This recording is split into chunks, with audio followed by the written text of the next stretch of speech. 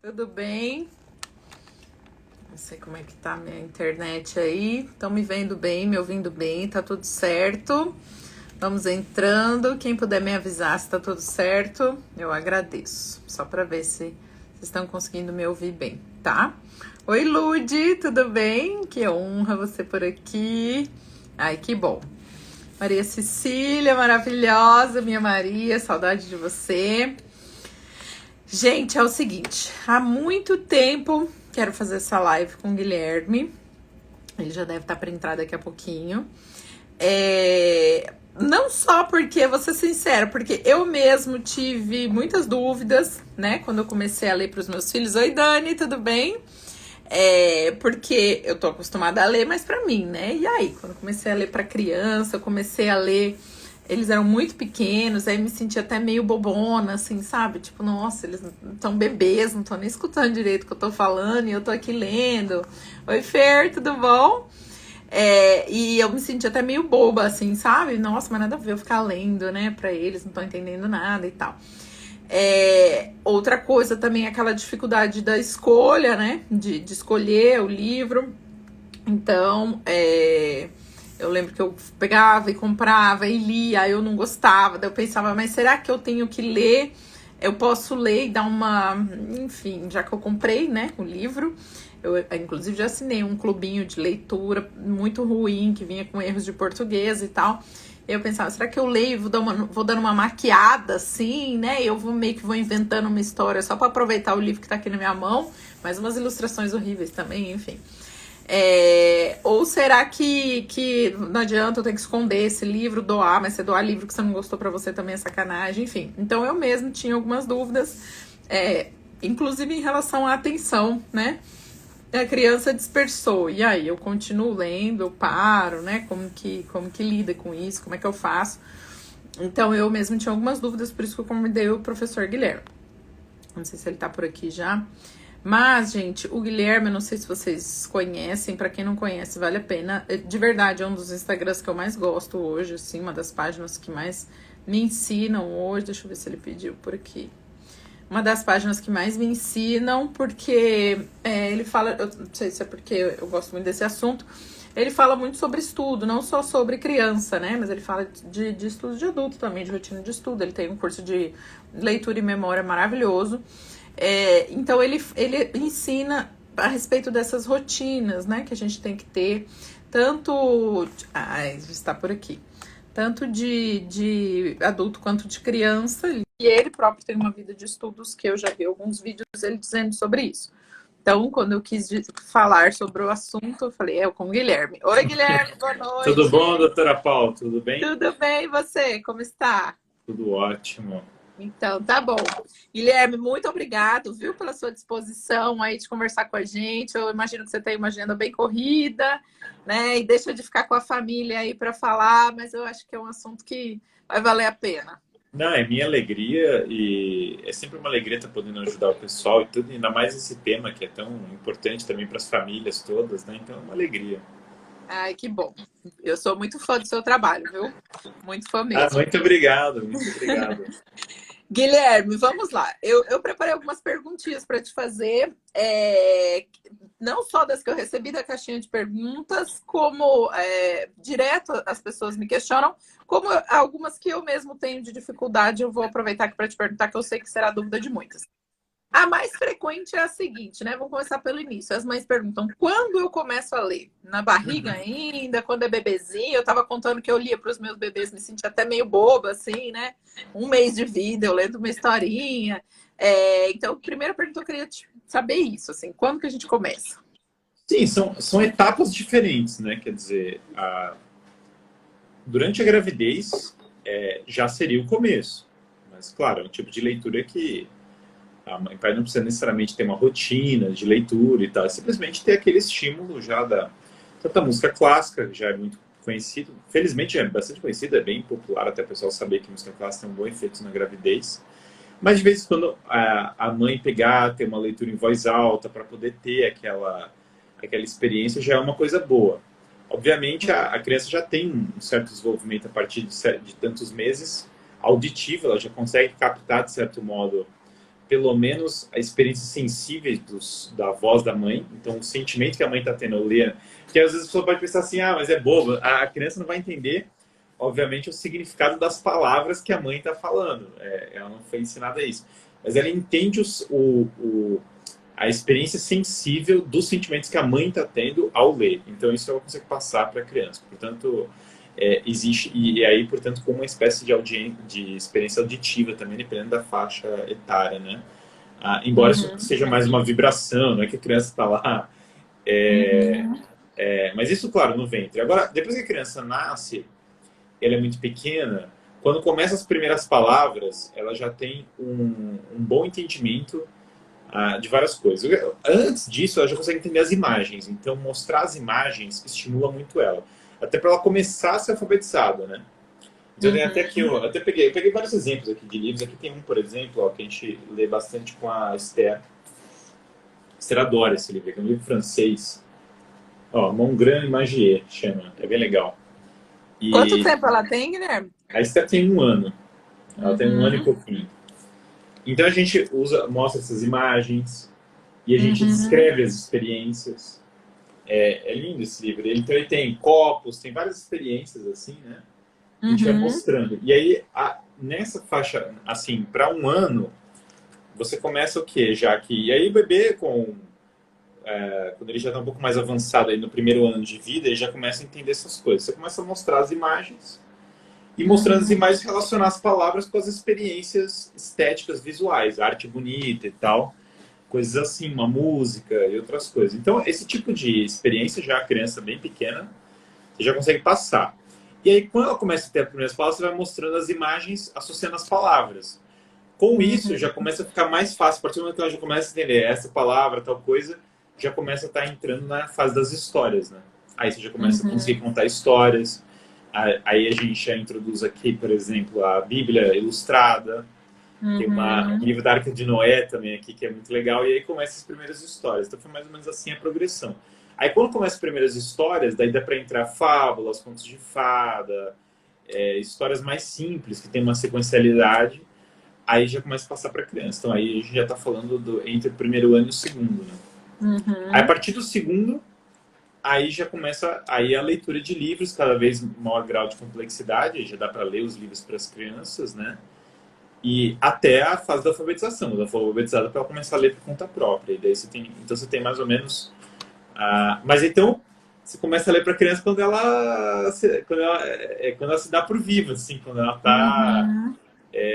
desde antes dela nascer, mas, claro, com fases diferentes, né? Então vai ter a mesma fase. Até objetivo, né, Guilherme? Diferente. Sim. Isso aí que você comentou de começar antes, vou contar da minha experiência, assim. Eu acho que durante a gestação, a gente fica tão envolvido com algumas coisas, tem que ficar envolvido também, umas coisas práticas, né? Berço, roupinha, não sei o quê. Então eu sentia que esse momento, assim, de conseguir escolher um livro e de parar o meu dia para ler, sabendo, obviamente, que eles não estavam entendendo as palavras, não estavam nem ouvindo com uma nitidez, mas era alguma coisa que eu estava fazendo, assim, que me dava a sensação de conexão e de que estava fazendo alguma coisa que importava, assim, mais do que embora seja necessário o berço e tal, mas uma coisa, para mim, mais importante. Mais significativa. Tudo isso. Mais significativa. E eu fui me conectando, assim, com essa questão do ensino, né, para eles, nessa seleção de livros. Eu comecei a pensar, esse aqui esse aqui acho que eles já vão ter que ter uns 2 aninhos. Esse aqui, então eu já fui comprando alguns e selecionando e criando esse tipo dessa conexão, assim, entre nós e ter esse momento, assim, embora também não tinha uma rotina, como você disse que de fato, né, não precisa, mas eu acho que essa conexão é bem legal, assim, você está fazendo alguma coisa que importa, assim, que vai ficar, que vai ter um processo, que é uma continuidade, não é uma roupinha que vai perder, enfim, né? Então, eu acho que isso é muito legal. Eu acho que a partir do primeiro ano, 1 ano e meio, daí já é muito importante ter uma rotina de leitura diária. Eu ia te perguntar aí tem que ter um horário de leitura, todo dia ler para as crianças, todos os dias. E daí essa rotina vai durar até o final da vida da criança, até ela virar idosa. Porque depois que você vai começar a ler por conta própria, você vai fazer a transição para ela começar a ler por conta própria.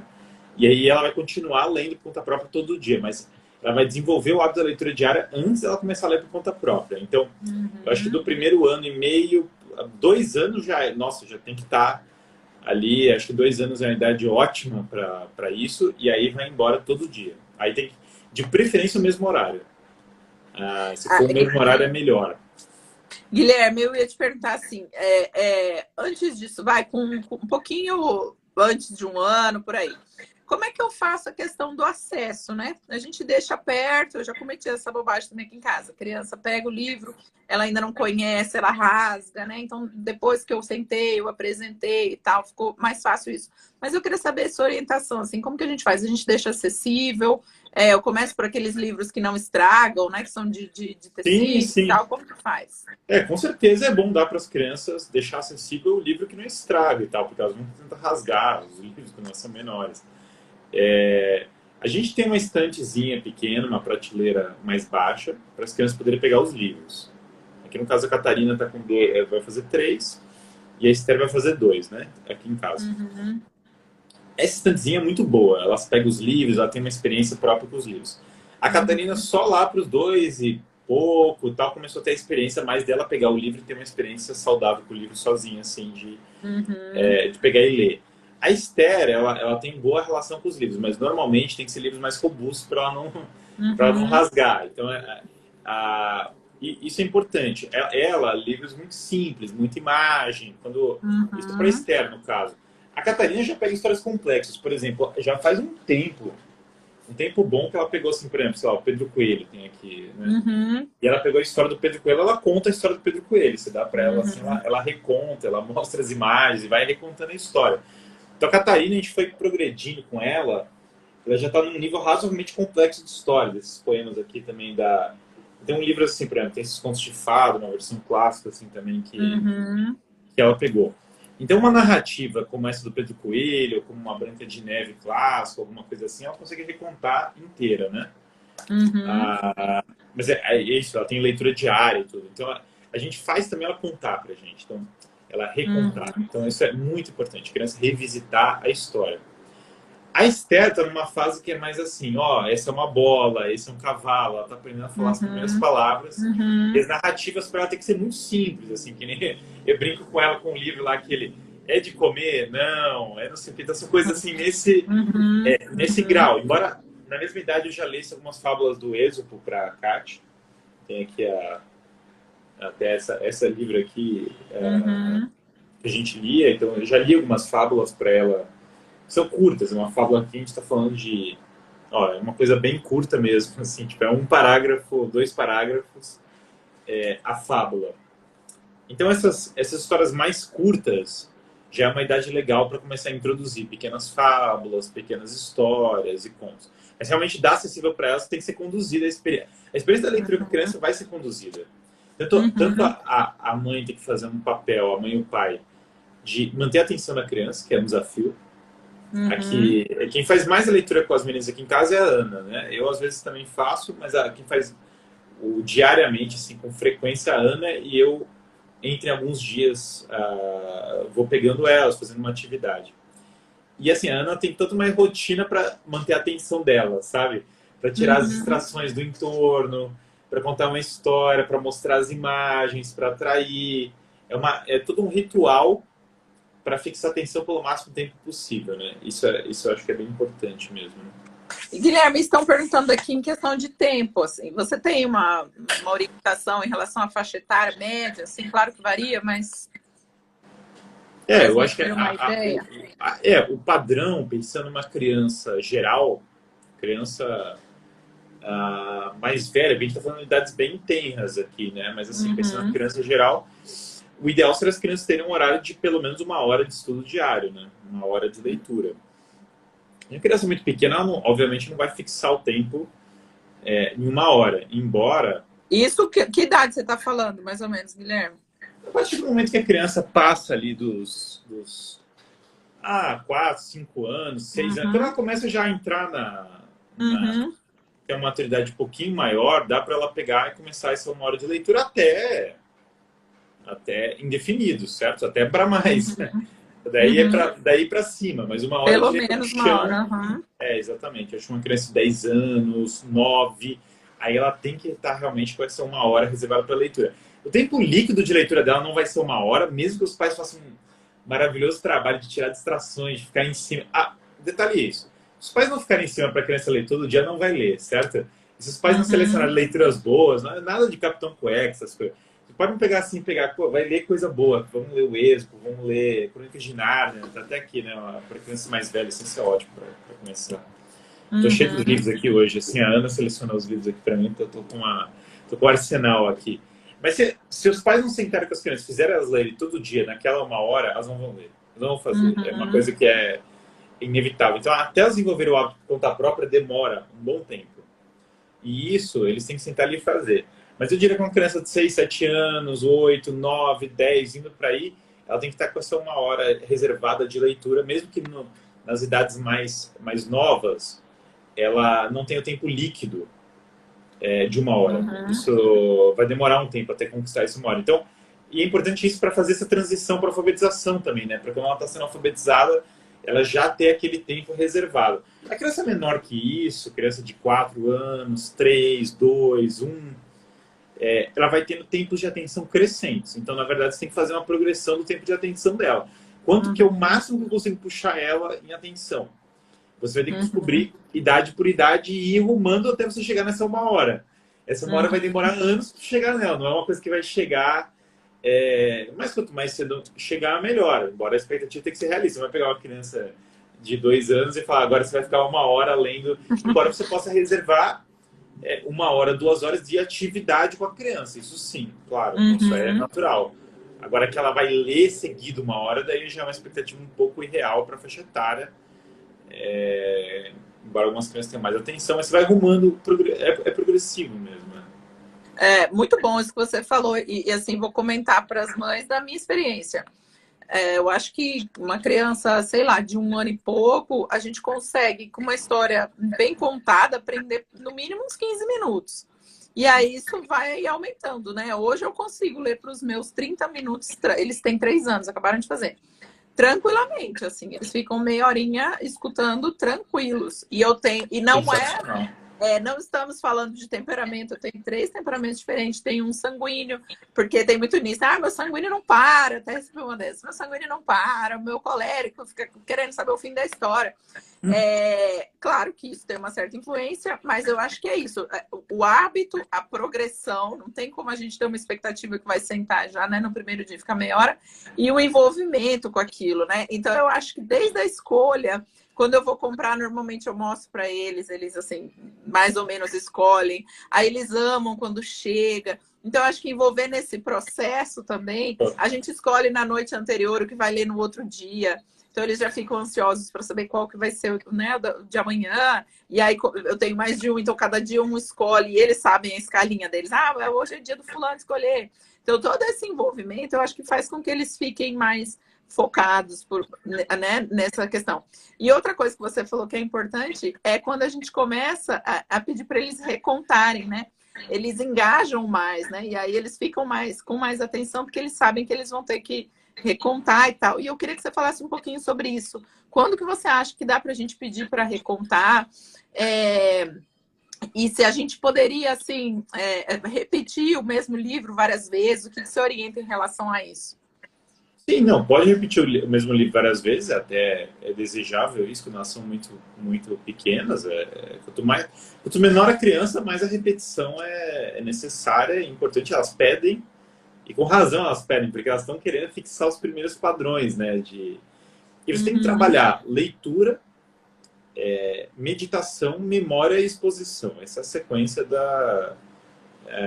é a sequência. Então a primeira é o quanto a criança consegue ler, claro, no caso dela está sendo lido para ela, o quanto ela consegue prestar atenção no que está sendo lido. Esse é o primeiro uhum, desafio. Ela prestar atenção na narrativa e as imagens são muito boas e ajudam muito para isso. As imagens não são coisa ruim. uhum, Acostumar as crianças ao belo é uma das mais poderosas ferramentas educativas desde cedo. Então tem que acostumá-las e selecionar livros que tenham mensagens profundamente morais e ilustrações de beleza, ilustrações belas, né? Acho que isso é uhum. fundamental. Então a primeira coisa é manter a atenção dela. Depois fazer ela meditar o conteúdo. O que aconteceu, o que está acontecendo, o que está se passando, quais são os elementos constitutivos do que está acontecendo. Depois lembrar esses elementos, lembrar o que aconteceu, como foi a história, quem é o Pedro Coelho, por que o pai do Pedro Coelho virou torta, certo? Ele virou torta porque ele foi lá na horta que ele não devia ir. Eu adoro essa frase. Quando o pai do Pedro Coelho virou torta, eu falei, cara, eu gostei desse livro. Esse é o livro que a gente está precisando aqui para a história.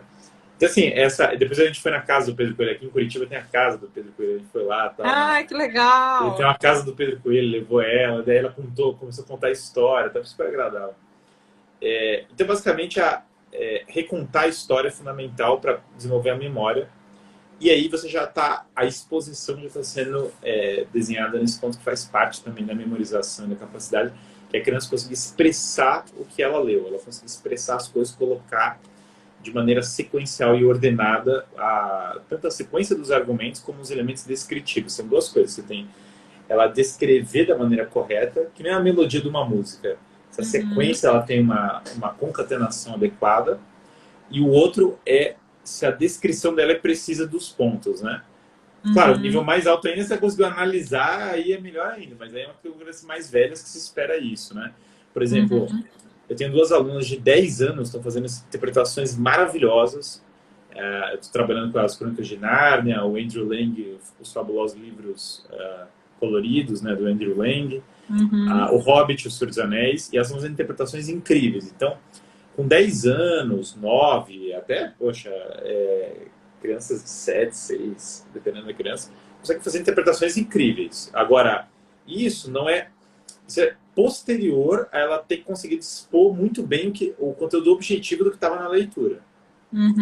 Não é anterior a isso, porque primeiro ela tem que conseguir descrever o que aconteceu, para depois ela conseguir interpretar, né? Aqui é aquilo que o C.S. Lewis falou, que a tarefa do educador atual não é podar florestas, mas é irrigar desertos, é fundamental. Tem que formar o imaginário da criança na beleza moral desde muito cedo, para ela ter essas inspirações, para ela depois dar a opinião dela, porque senão, hoje em dia a educação moderna, fala o que você está sentindo, fala a sua opinião, mas o que ela está sentindo não foi lapidado por essas experiências morais, intelectuais profundas. Então fica uma coisa muito rasa, que é ruim para ela. Você está privando ela de uma experiência mais profunda, né? Exatamente. Guilherme, e você estava falando... Tá cortando? Não. Tá dando problema. Em relação a a recontagem, né? A criança fazer uma certa... Não é interpretação ainda, né? Mas, enfim, ela conseguir estabelecer uma ordem cronológica e tal. É interessante que se faça ao fim... É interessante que a gente leia a história toda, ou a gente pode ir ajudando umas interpretações página a página. Como que é o melhor? O ideal é ela se acostumar a ler a história, começo, meio e fim, dependendo do tamanho da história, e depois fazer um resumo geral da história, porque as histórias se supõe que são curtas, né? Se a história for longa, vai dividindo em pedaços, com certeza. Agora, eu normalmente peço que os alunos façam, por exemplo, um curso de leitura e memória, resumo dos livros capítulo a capítulo, né? Porque é mais fácil, é melhor do que resumir o livro inteiro, é mais eficaz. Então, se você já introduzir um livro longo para a criança, é melhor quebrar em etapas. Agora, se a história é curta, daí faz a história começo, meio e fim para ela. Também para ela focar porque ela precisa ter foco também na narrativa. Ela precisa pegar a narrativa para depois poder reconstituí-la, fazer outras coisas. Agora, o foco na narrativa, ele não é tão complexo de ser obtido assim. A primeira interpretação que você consegue ter da criança, mesmo sem ser uma interpretação completa, mas a criança muito pequena, você já consegue perguntar para ela, olha, por que aconteceu isso com o Pedro? Por que aconteceu tal coisa na fábula? Por que a raposa se deu mal na história? O que foi? Quais são os elementos que levaram a isso? Então isso já é uma coisa que dá para fomentar na criança. Mas isso entra não como interpretação, isso é meditação em cima do conteúdo, né? E eles realmente levam, né? Eu vejo muito aqui em casa, por exemplo, a gente leu O Gigante Egoísta. Aí, quando alguém não quer emprestar alguma coisa, um filho meu fala para outro, você tá parecendo um gigante, né? Porque daí eles ligaram. Não, eles sabem, mas eles trazem, pegam assim, super bem. Realmente. E eu ia te perguntar, inclusive, disso, Guilherme. Você acha que é interessante a gente utilizar a leitura para algumas coisas até não tão nobres, como, por exemplo, assim, sei lá, desfraude, livro sobre desfraude, aí livro sobre paciência. Fulaninho era uma pessoa impaciente, sabe? Esses como ser, assim, você acha que é interessante ou parece muito bobo, é legal povoar o imaginário com coisas mais nobres, vamos dizer, com Quanto mais contos e nobre, tal? melhor. Mas tudo virtude é uma coisa nobre. Você tem que ensinar virtudes no geral. Ter paciência é uma virtude. Quer dizer, tudo que é virtude é nobre. Agora, quanto mais elevado, melhor. Mas não é ruim. Eu queria até ter trazido um livrinho aqui, que tem, por exemplo, a gente tem aquele livro das virtudes, maravilhoso, né? Mas William tem Bennett, no alguma. caso. Isso. Aí tem esse, né? Maravilhoso. Aí tem algumas coleções, assim. Fulaninho era impaciente, me parece umas histórias mais. Como é que eu vou te dizer assim? Um manual de como ser. Diferente de uma história, exatamente, né? Esses livros de um manual de como ser, assim. Você Não é tão acha que imaginativo, mas é mais aplicado. Não, mas isso não é ruim, depende do livro. É caso a caso para saber, mas não é ruim. Mas É uma coisa. não necessariamente é ruim, então. Não. Não, se ensina uma virtude, não. É que são níveis diferentes. É que nem você falar assim, os filmes do Rock Balboa são ruins? Com certeza não. Fiz Reels Eu dele e vi. tal, porque eles são ótimos. Mas Uhum. aí tem gente que fala assim para mim, mas eles não são a Divina Comédia. Não, certamente eles não são Shakespeare Divina Comédia, mas aí depende do seu nível de... Sim. Nem todo livro precisa ser as fábulas do Êxodo ou o nível de abstração do Hobbit. Aqui a gente usa, por exemplo, Uhum. sei lá, tem aquele livrinho que é para botar na cabeça? Não, é para ler. Tipo assim, Uhum. tem a sua função, tem o seu valor, porque Uhum. ele trata de uma virtude. A virtude ali, no caso, é você entender que o livro é para ler. É uma virtude Uhum. pequena, mas é uma virtude. A paciência é uma virtude, são coisas simples. Uhum. Se a estética do livro é boa e se ele leva a um comportamento virtuoso, é uma coisa boa.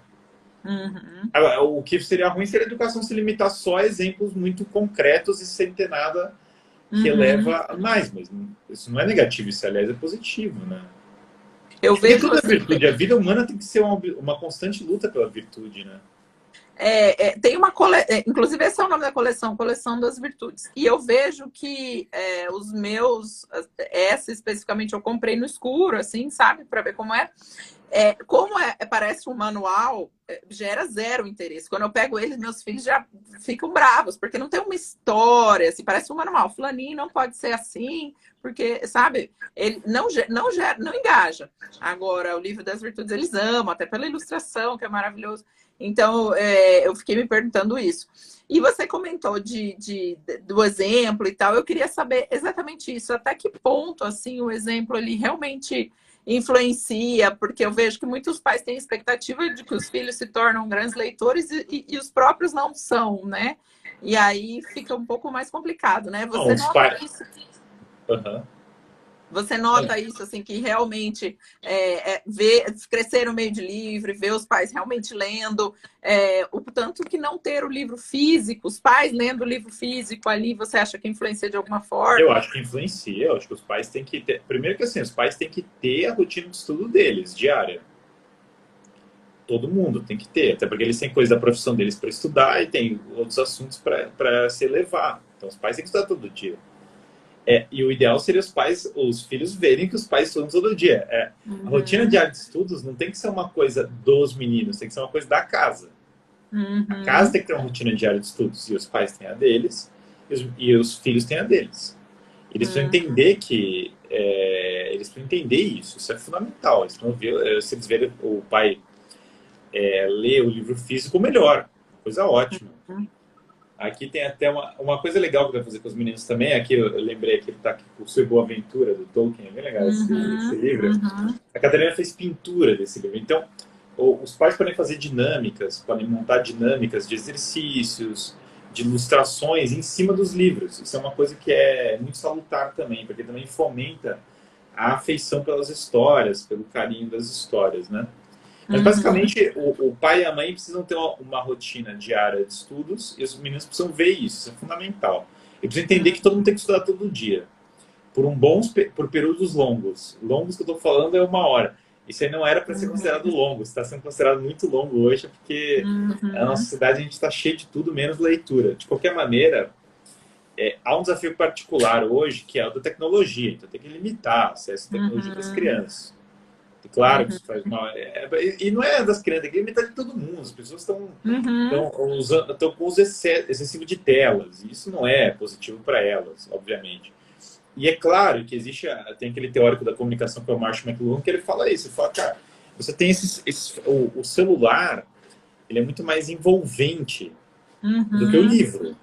O livro físico, ele não é tão envolvente. Embora, claro, esse livro para criança, esse aqui é legal. Ele fala de amor à vida e tal. Essa Maria, Ah, eu tenho esse. Borboleta Marieta, eu acho super simpático. É muito fofo. E se torna entediante, né, Guilherme? Você está acostumado com, enfim, um monte de cor, um monte de mudança, né? Aí Sim, o aí livro se torna entediante, né? você pega isso aqui e aí você está vendo aqui. Aí você fala assim, bom, isso aqui é bem ilustrado, tá? Então, claro que é dinâmico em comparação a outras coisas. Mas se você está comparado com o celular ele tem luz, ele pisca, eu aperto, ele faz um negócio. Ou seja, Uhum. ele é de um nível de interatividade muito maior. Só que ele estimula muito menos o cérebro, porque Uhum. você tem muita atividade, e da medida que ele tem atividade dele, você tem menos atividade sua, certo? Porque aqui eu preciso Uhum. imaginar, mesmo sendo bem ilustrado, eu preciso imaginar esse cenário, esse Uhum. texto, eu preciso associar a conexão do texto com essa imagem. Não é uma coisa imediata. Uhum. Então, dado que não é uma coisa imediata, que eu preciso fazer uma transição, né? Uhum. Você tem uma dificuldade particular hoje. Quanto mais exposição a essas telas, a esses estímulos, mais entediantes que eles vão achar o livro. E você precisa mostrar para elas esse fato, que ele demanda atividade da pessoa. Isso é uma coisa que tem que forçar para se prender, né? Que é algo ativo, não é passivo, né? Não. É, Guilherme, você falou dessa questão da imaginação, né? E eu lembrei de uma coisa interessante. Esses dias a gente foi no mesmo local, eu, meu filho e meus maridos, e meu marido foi para outro lugar depois, ele foi trabalhar e eu vim para casa com meus filhos. Aí eles pediram papel, caneta, que eles iam escrever o que aconteceu. Olha que interessante. Eles fizeram como se fosse um livro, várias páginas assim, de rabisco, né? Tem 3 anos. Mas eles contaram que o papai virou numa rua, a mamãe virou na outra. Meu marido tinha ido dar plantão. E aí ele chegou no hospital, ele estacionou, ele desceu e colocou o Crocs, porque ele é cirurgião e ele conta que põe Crocs para operar.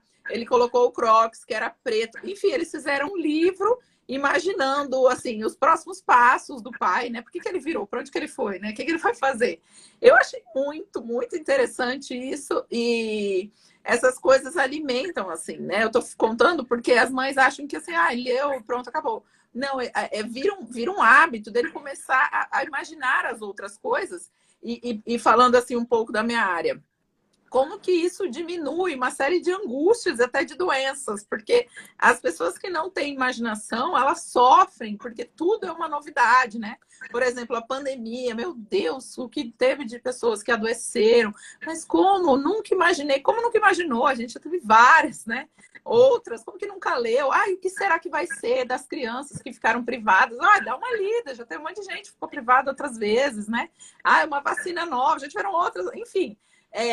Então, as pessoas ficam muito angustiadas, achando que tudo é novo. Na verdade, quase nada é novo, né? É tudo uma repetição, claro, com algumas coisas que não aconteceram, mas é uma mescla de várias coisas que a gente já sabe que aconteceu. Então, isso vai trazendo uma certa estabilidade, né? Na pessoa, e isso, por exemplo, eu fiquei pensando assim, bom, eles poderiam, um exemplo simples, gerar uma angústia, assim, né? Meu pai foi embora, cadê meu pai? Foi para onde e tal. Mas com o imaginário povoado, eles conseguiram fazer o caminho que era verdade. Ele foi para o hospital, ele estacionou o carro, ele desceu, ele colocou o Crocs. Então, dentro, obviamente, da simplicidade do que eles entendem, eles sabem isso, assim, né? Então, você está plantando um hábito de imaginar as coisas que você deixa a pessoa saudável, a pessoa estável, a pessoa calma. Ela entende o que vai estar acontecendo. Então, para dar um incentivo assim para as mães. Sim. Guilherme. Sobre isso que você falou, uma coisa que eu comentaria que primeiro que é maravilhoso, é exatamente isso.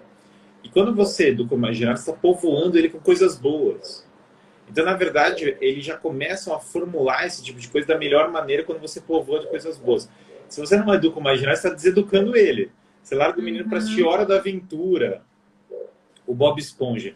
São péssimos para o imaginário. Péssimos, péssimos, péssimos. Você não vai entrar no longo discurso sobre o Hora da Aventura, ou que é uma pós-modernidade de valores diluídos, ou o Bob Esponja, que visivelmente faz uma apologia da fraqueza humana.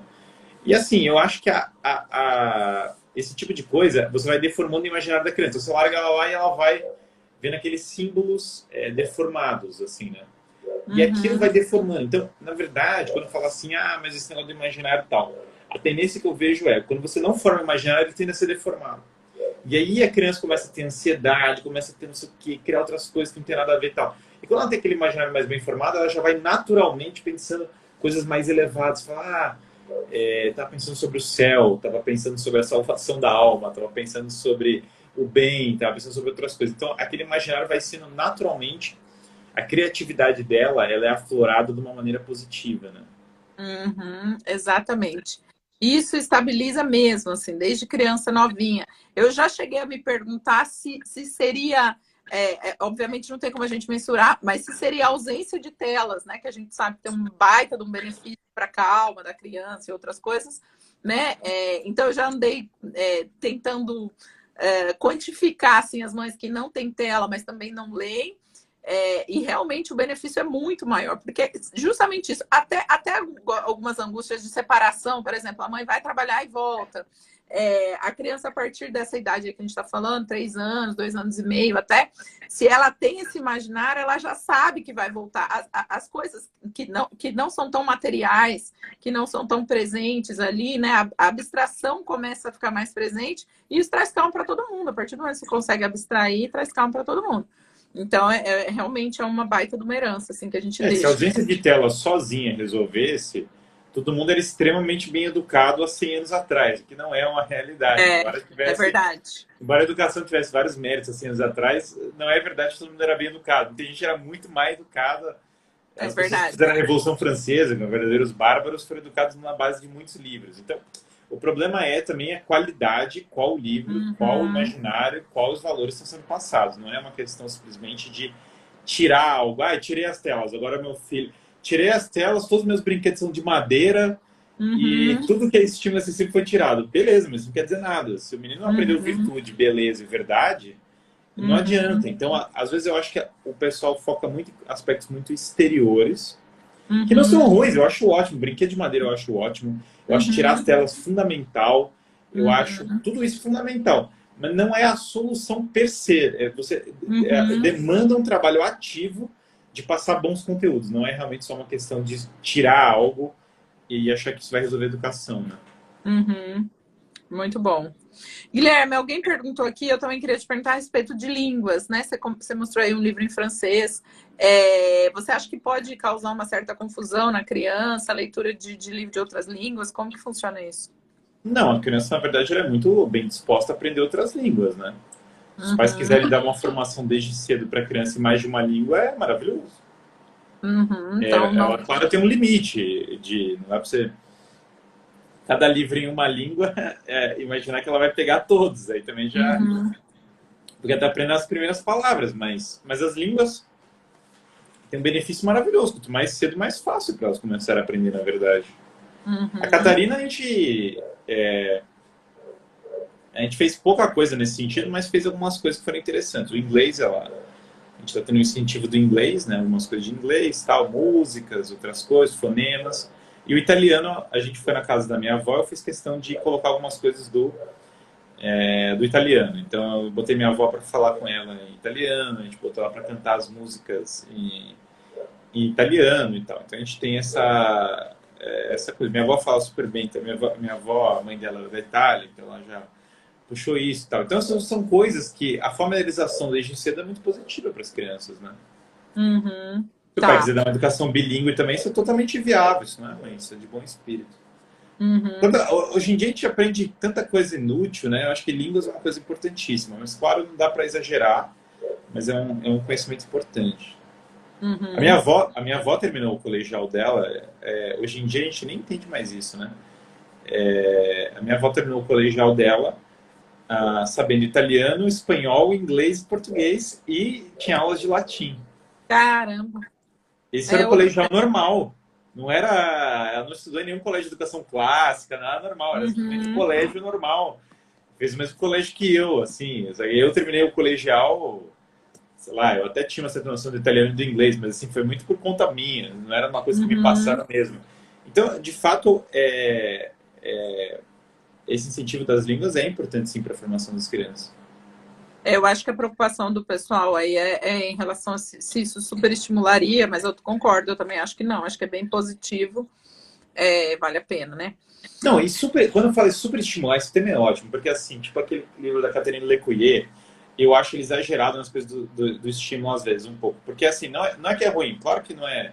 Tem várias coisas boas lá e tudo, mas assim, às vezes eu Uhum, acho exagerado, falo assim, ah, baby ice, baby ice. Não, calma, gente, também tem uma coisa. A qualidade do estímulo, e esse que foi a minha maior coisa que eu olhei quando eu li lá o Educar na Curiosidade, que eu fiquei assim, cara, aqui tem um problema que não está claro o suficiente, não é que eu até entendo que a Catherine Lecoeur deve ter isso claro, ou até em outros livros para deixar claro, mas ali não ficou claro o suficiente, que é o seguinte, ela comenta em certa medida isso, mas não é perfeitamente claro, e às vezes acho que as pessoas confundem. É, a qualidade do estímulo muda tudo. Qual é a uhum, qualidade do estímulo? Quando você fala, meu filho está hiperestimulado, qual é a qualidade do estímulo? Você uhum, botou ele numa tela para fazer barulhos e tocar não sei o que, e interagir, a chance da qualidade desse estímulo ser boa é completamente diferente. Esse tipo de estímulo, do estímulo da música clássica, que é diferente do estímulo da leitura, que é diferente do estímulo de outra língua, que é diferente. Então você tem uhum, qualidades de estímulo. Quando o estímulo de baixa qualidade, ele satura e deixa o estado de euforia muito mais rápido uhum. do que o estímulo mais intelectual.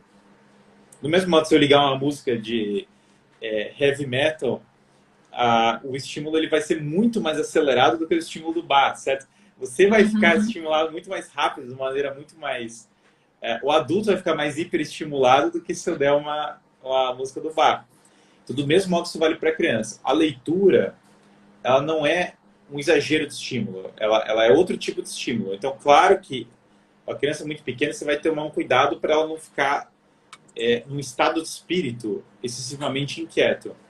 Mas a Uhum. qualidade do estímulo faz toda a diferença. Então, os pais não precisam ter tanto medo de hiperestimular se eles estão extremamente preocupados com a qualidade do estímulo. Aí reduz esse medo deles, né? Se a qualidade do estímulo é baixa, tenham medo de hiperestimular sim, porque daí Uhum. é um problema mesmo, né? Eu acho que no educar na realidade fica um pouco mais claro essa parte assim Uhum. da Sim, qualidade do estímulo, né? Mas de fato, talvez as pessoas ficam com medo disso, até de coisa boa, até de música, por exemplo, né? Bastante gente me pergunta isso também em relação à música. E eu acho que gera muita confusão em crianças de estímulos simultâneos, assim, né? Você tá lendo um livro com uma música, aí às vezes, dependendo da criança, realmente, sim. ou até do adulto, né? Para mim, atrapalharia já. Eu acho que tem que eles serem selecionados também nesse sentido, embora todos sejam de qualidade, também isso acho que é uma coisa que ajuda. Guilherme, você estava comentando das suas filhas aí, e essa foi outra pergunta que eu recebi, a respeito de diferente faixa etária, assim, você acha que tem que ter uma rotina separada de leitura, ou a mais velha é positivo para ela continuar participando do horário da mais nova? O que você acha? Não, acho que pode ter dinâmicas compartilhadas, mas vai ter que ter um plano para cada uma, porque as necessidades são Uhum, muito diferentes. uhum, Embora tu possa ter experiências compartilhadas, tem atividades que dá para fazer em conjunto, tem atividades que não dá, né? Porque uhum, você tem que sempre nivelar por cima.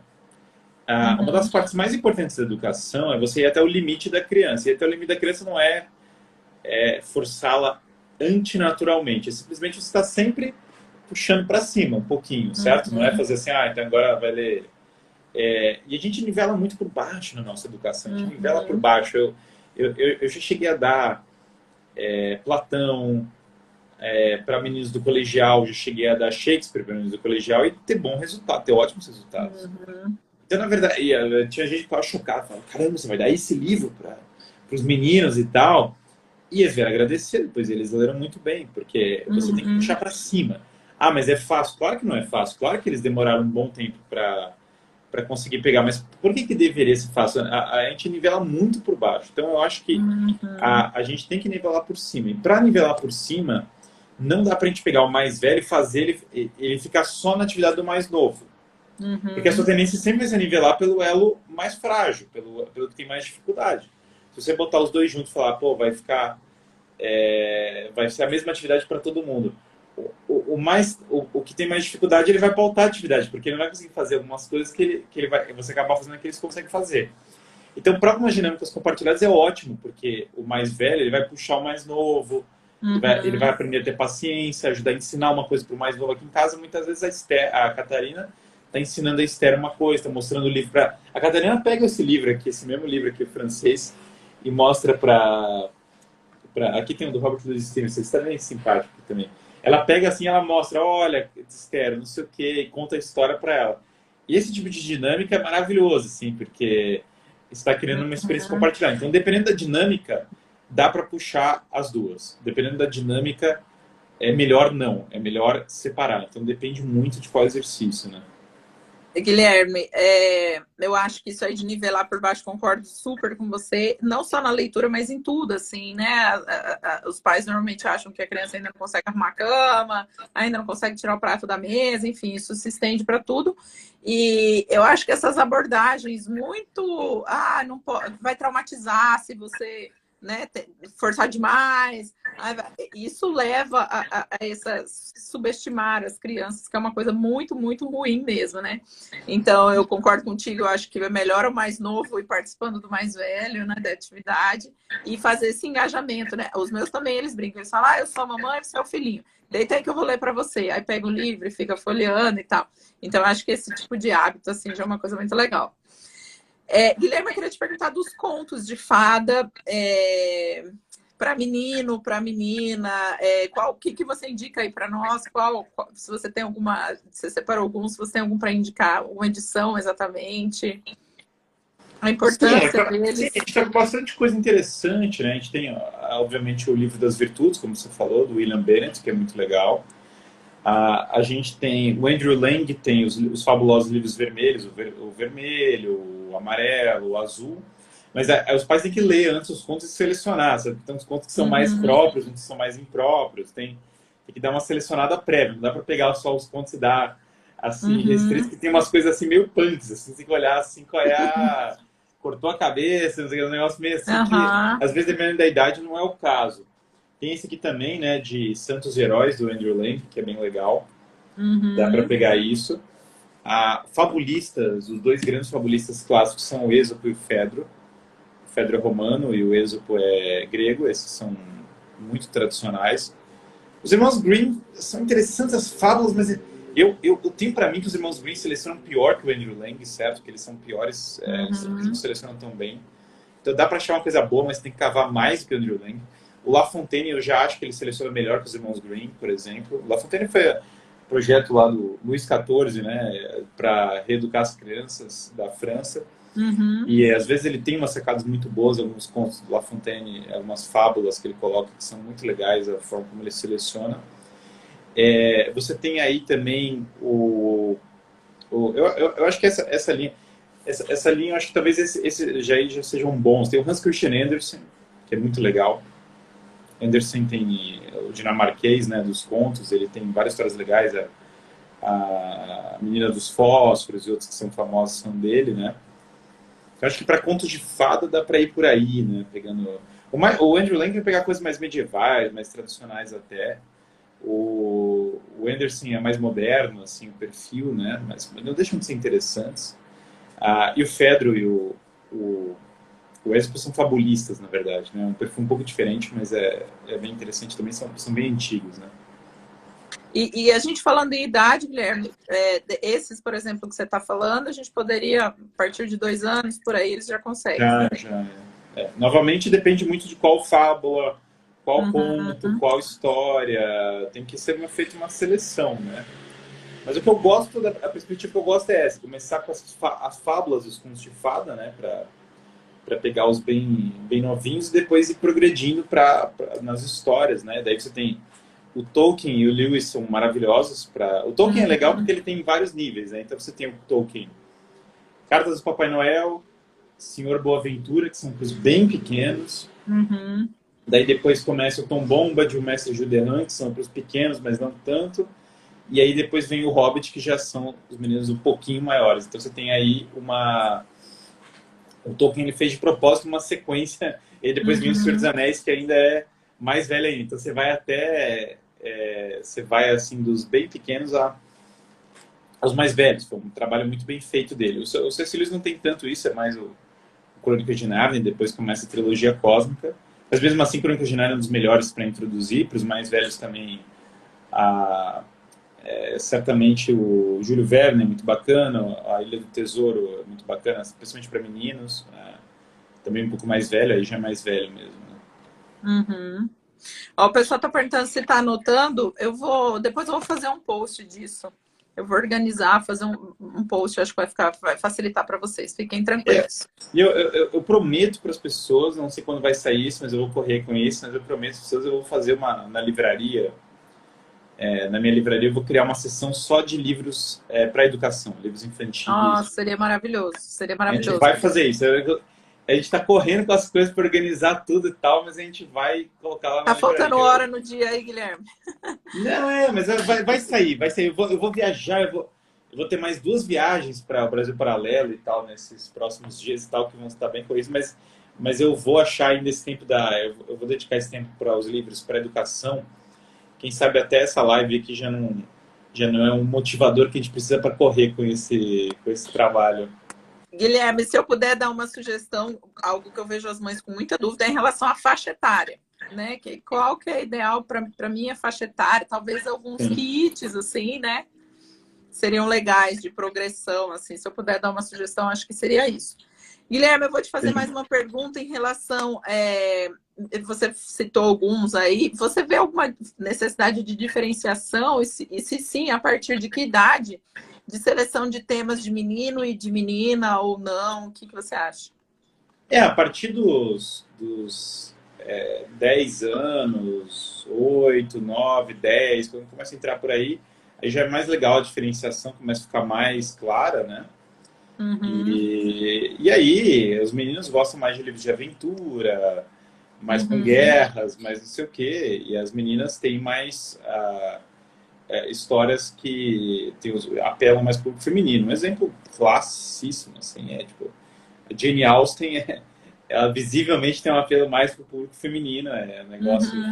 Despertar a Senhorita Prim, não é um livro assim... Eu adoro esse livro, eu adoro Jane Austen, mas não são livros que necessariamente vão ter o mesmo apelo para os homens que vão ter para as mulheres. Do mesmo modo, A Ilha do Tesouro não é um livro que vai ter o apelo igual para as mulheres do que vai ter para os homens. Assim. Os homens vão ter muito mais apelo.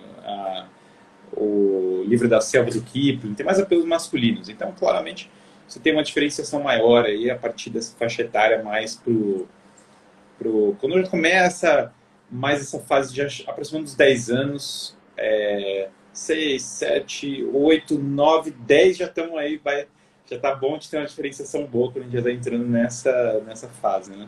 Já tem os É uma interesses. temperatura, é mais ou menos como se fosse uma faixa etária como uma temperatura e depende muito da criança também. Não é uma fórmula exata, embora existam, é mais por fases do que por uma fórmula exata, obviamente.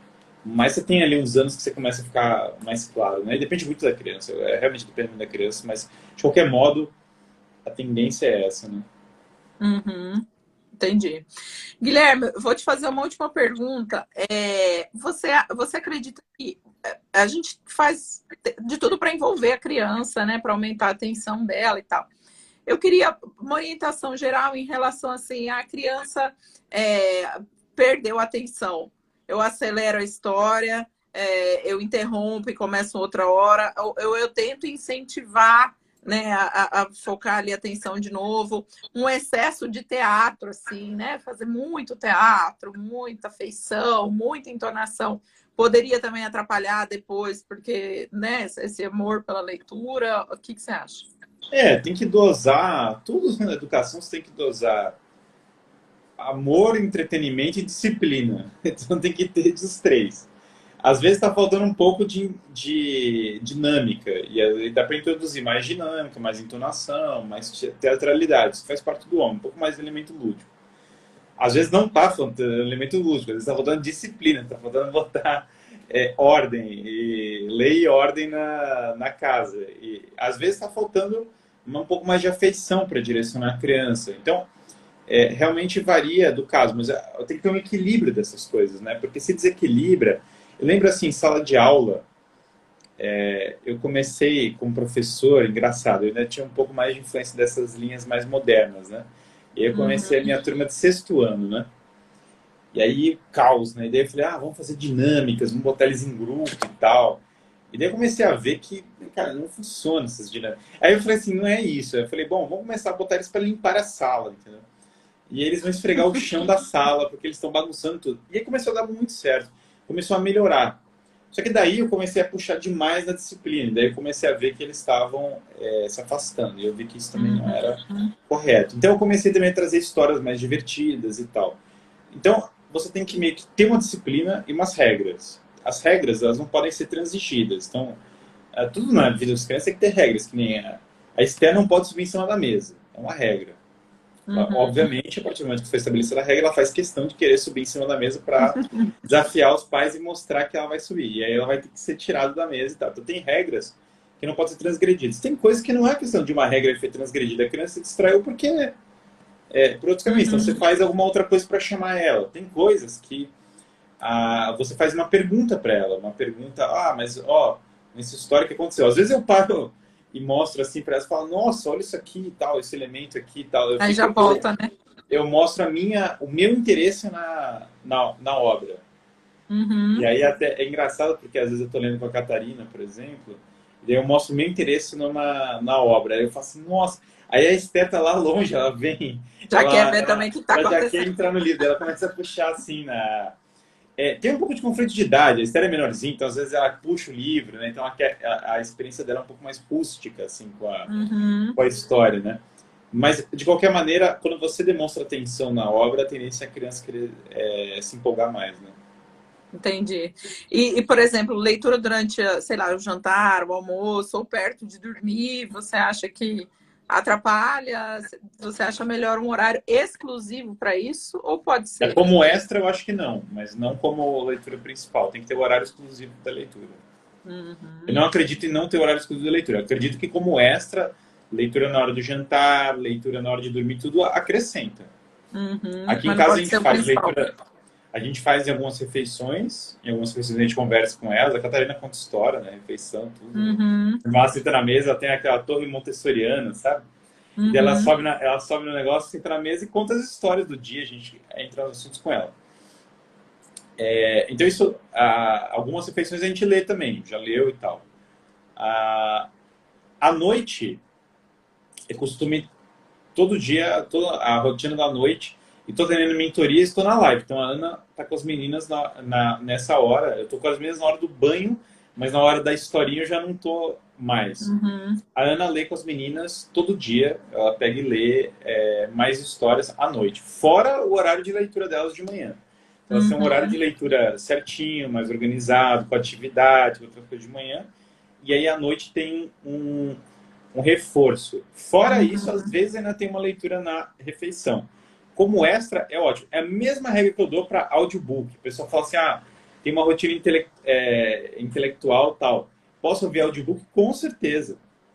Posso ler um negócio fora de horário? Com certeza. Contanto que você não exclua, que você vai ter aquela 1 hora do dia ou 2 horas do dia que você vai sentar e ler organizadamente as coisas da sua profissão, um elemento filosófico, uma leitura espiritual, uma coisa assim. Você vai focar naquela hora organizada. Se você tiver isso... audiobook, leitura antes de dormir, tudo acrescenta. Mesmíssima coisa para as crianças. Horário organizado, fora isso, tudo é lucro. Entendi. Muito bom. Muito bom, Guilherme. Eu acho que era isso.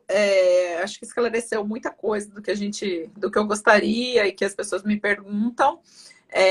Tomara que dê tempo de você fazer isso aí que você planejou, que eu acho que vai beneficiar muita gente, mas mesmo assim eu vou tentar organizar essas indicações que você fez, vou te marcar aqui, que eu acho que vai ajudar as mães. Guilherme, muito obrigado mesmo. De novo, admiro muito seu trabalho há muito tempo já, e acho que contribuiu bastante com as mães. Obrigada mesmo.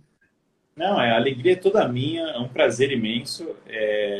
Fico muito feliz com esses trabalhos de educação das crianças, com toda essa discussão agora está em alta de temperamentos, de saúde das crianças. Eu acho tudo isso fundamental. Eu sou o maior fã de tudo isso e acho maravilhoso. Gostei demais dessa conversa e fico muito feliz mesmo de poder ajudar nesses trabalhos de educação. Uma alegria muito grande. Eu sempre falo para o pessoal que a minha maior função é de educador das meninas, que às vezes eu tenho minhas falhas, eu tenho as coisas que eu acerto, a gente vai aprendendo muito também assim no dia a dia. Todo dia eu estou aprendendo uma coisa nova, todo dia eu estou vendo alguma coisa que eu deveria fazer melhor, deveria aprender. E realmente fico feliz de poder, o mínimo que contribuir nisso, já fico muito feliz. Ela contribuiu bastante. Realmente, ó, o que a gente aprende com eles, e até assim, a nossa pressa em ser melhor, né? Hoje, por exemplo, eu tenho menos tempo e leio muito mais, porque eu tenho essa preocupação de, né, que eles me vejam lendo, enfim. É muito legal isso que você falou, um vai puxando, a gente puxa eles, eles nos puxam e é maravilhoso. Muito obrigado mesmo, Guilherme. Obrigado, pessoal. Eu vou organizar o post para ficar mais fácil aí para vocês, tá bom? Tá bom, Tchau, gente. tchau. Grande Obrigado, abraço para Guilherme. todos. Boa noite. Tchau, tchau.